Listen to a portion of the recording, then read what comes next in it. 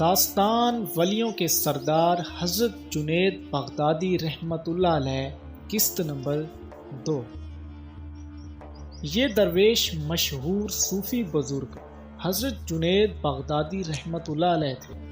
قارئین اسی ایک واقعے سے اندازہ کر سکتے ہیں کہ حضرت جنید بغدادی رحمۃ اللہ علیہ کی عارفانہ شان کیا تھی۔ آپ کا خاندانی نام جنید تھا، والد محترم کا نام محمد اور دادا کا نام جنید قواریری تھا۔ دادا کے نام پر آپ کا نام رکھا گیا۔ ابو القاسم آپ کی کنیت تھی۔ حضرت جنید بغدادی رحمۃ اللہ علیہ کی تاریخ پیدائش میں شدید اختلاف ہے۔ اکثر مورخین نے آپ کا سن پیدائش تحریر ہی نہیں کیا۔ بعض تذکرہ نگاروں نے نہایت محتاط انداز میں 215 ہجری کو حضرت جنید رضی اللہ تعالیٰ عنہ کا حضرت جنید رحمۃ اللہ علیہ کا سال ولادت قرار دیا ہے۔ آپ رحمۃ اللہ علیہ کے آباء و اجداد نہاوند کے باشندے تھے۔ آل سامان کے دور حکومت میں اس قدیم شہر کو تاریخی اہمیت حاصل تھی۔ دولت ایران اور مملکت عثمانیہ کے درمیان میں جو متنازع کوہستانی علاقہ ہے، ان دنوں علاقہ جبل کے نام سے مشہور تھا۔ دونوں عباسیہ کے آخری زمانے تک پہاڑی علاقے کا صدر مقام یہی شہر نہاوند تھا۔ حضرت جنید رحمۃ اللہ علیہ کی ولادت سے پہلے آپ کے والد جناب محمد نے ترک کے وطن کر کے بغداد کی سکونت اختیار کر لی۔ حضرت جنید بغدادی رحمۃ اللہ علیہ کے والد محترم آئینہ سازی اور شیشہ گری کی تجارت کیا کرتے تھے۔ بعض مورخین کا خیال ہے کہ جناب محمد نے اپنی تجارت کو فروغ دینے کے لیے کوہستانی علاقہ چھوڑا اور بغداد منتقل ہو گئے۔ مگر جب ہم اس دور کے حوالے سے تاریخ کا مطالعہ کرتے ہیں تو ایک اذیت ناک صورتحال سامنے آتی ہے۔ عباسی خلیفہ مامون اور رشید نے 214 ہجری میں علی بن ہشام نامی ایک شخص کو علاقہ جبل کا عادل یعنی گورنر مقرر کیا تھا، اور اس کے ساتھ ہی کم اصفہان اور آذربائیجان وغیرہ کے علاقے بھی اس کی تحویل میں دے دیے تھے۔ علی بن ہشام فطرتاً ایک سنگ دل انسان تھا۔ اس نے حکومت کا رعب و جلال قائم کرنے کے لیے مخلوق خدا پر بے شمار مظالم ڈھائے، ہزاروں انسانوں کا مال و اسباب لوٹا اور ان کی جائیدادیں ضبط کر لیں۔ بہت سے لوگ کوثر مقتل کے لے جا کر ذبح کر ڈالا۔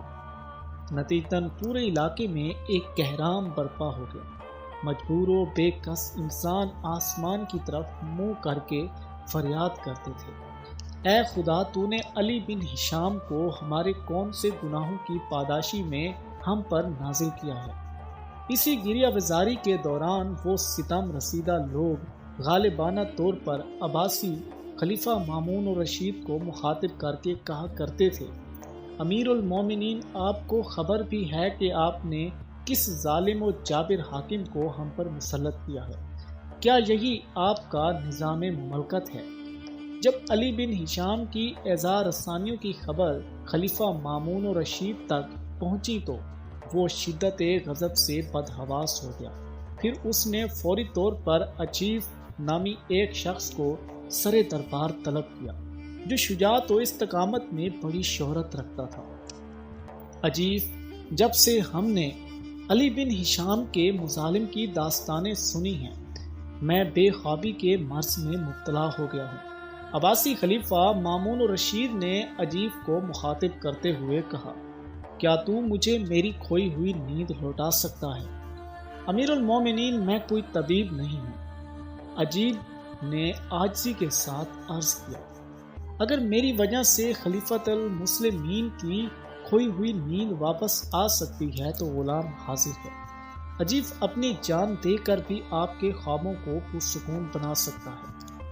میری آنکھیں بس ایک ہی منظر دیکھنا چاہتی ہیں کہ تو علی بن ہشام کو زنجیریں پہنا دے اور پھر اسے میرے قدموں میں لا کر ڈال دے۔ مامون الرشید بہت زیادہ جذباتی ہو گیا تھا۔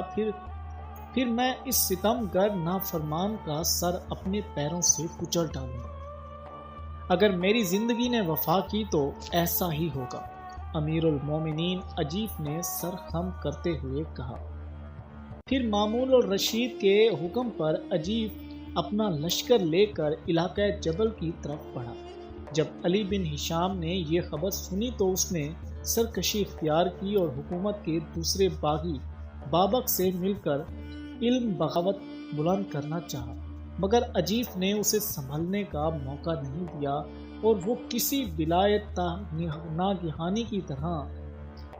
ناگہانی کی طرح علی بن ہشام کے سر پر پہنچ گیا، اور پھر 217 ہجری میں اس جابر و سفاک انسان کو گرفتار کر کے عباسی خلیفہ مامون الرشید کے سامنے پیش کر دیا۔ علی بن ہشام کو دیکھ کر مامون الرشید اس قدر جذباتی ہو گیا تھا کہ اس نے علاقہ جبل کے حاکم کا عدالتی احتساب کرنے کی بجائے اسی وقت علی بن ہشام اور اس کے بھائی حبیب کے قتل کے احکام جاری کر دیے۔ پھر جب دونوں بھائیوں کے جسم خون میں نہا کر ساکت ہو گئے تو مامون الرشید نے نیا حکم جاری کیا، علی بن ہشام کا سر نیزے پر بلند کرو اور اسے عراق، خراسان، شام اور مصر کے گلی کوچوں میں پھراؤ۔ جب تمام لوگ یہ عبرت نام تماشا دیکھ چکے ہیں تو پھر اس ظالم و نافرمان کے سر کو سمندر میں پھینک دو۔ علی بن ہشام کا دور جفاکاری 4 سالوں پر محیط تھا۔ اس نے 214 ہجری سے 217 ہجری تک مخلوق خدا پر وہ مظالم ڈھائے کہ جنہیں دیکھ کر سخت دل انسان بھی کانپ اٹھتے تھے۔ یہی وہ پرآشوب زمانہ تھا جب حضرت جنید بغدادی رحمۃ اللہ علیہ کے والد محترم جناب محمد نے نم ناک آنکھوں کے ساتھ اپنے آباء و وطن نہاوند کو سلام آخر کہا اور ہجرت کر کے بغداد پہنچے، اور اسی تاریخی شہر میں حضرت جنید جیسا ناباغ روزگار صوفی پیدا ہوا۔ حضرت جنید بغدادی رحمۃ اللہ علیہ نے ایک ایسے خاندان میں آنکھیں کھولیں جس کا بظاہر علم و فضل سے کوئی تعلق نہیں تھا۔ اگر زہد و تقوی کو بنیاد بنایا جائے تو اس خاندان میں ایسا کوئی پرہیزگار شخص بھی پیدا نہیں ہوا جس کے حوالے سے اس کے گھرانے کو شہرت یا فضیلت حاصل ہو۔ البتہ حضرت جنید بغدادی رحمۃ اللہ علیہ کی نانہال کو ایک محترم علمی خانوادے سے نسبت تھی۔ آپ رحمۃ اللہ علیہ کے حقیقی ماموں حضرت سری سکتی رحمۃ اللہ علیہ نہ صرف اپنے عہد کے مشہور صوفی بزرگ تھے بلکہ آنے والے زمانوں میں بھی آپ کا نام ہمیشہ عزت و احترام سے لیا جائے گا۔ پیارے دوستو، ملیں گے اگلے ایپیسوڈ میں۔ اگر آپ ہمارے YouTube چینل پر نئے ہیں تو برائے مہربانی ایسے صوفیہ کرام اور اللہ کے ولیوں کی عظیم داستانیں سننے کے لیے، مکمل تفصیل کے ساتھ سننے کے لیے ہمارے YouTube چینل کو سبسکرائب کر لیں اور ساتھ گھنٹی کے نشان کو دبا دیں تاکہ ہماری نئی ویڈیو آپ تک آسانی سے پہنچ سکے۔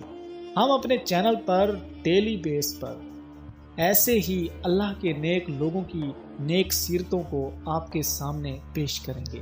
انشاءاللہ آپ کو یہ ویڈیو اچھی لگی ہوگی۔ اگر ویڈیو اچھی لگی ہو تو ویڈیو کو لائک کیجیے گا، کومنٹ سیکشن میں اپنی رائے بھی ضرور دیجیے گا، اور اس ویڈیو کو ثواب کی نیت سے اپنے دوستوں کے پاس بھی شیئر کیجیے گا تاکہ وہ بھی اللہ کے نیک لوگوں کی حالات زندگی جان سکیں۔ ملیں گے اگلی ویڈیو میں، تب تک کے لیے اللہ حافظ۔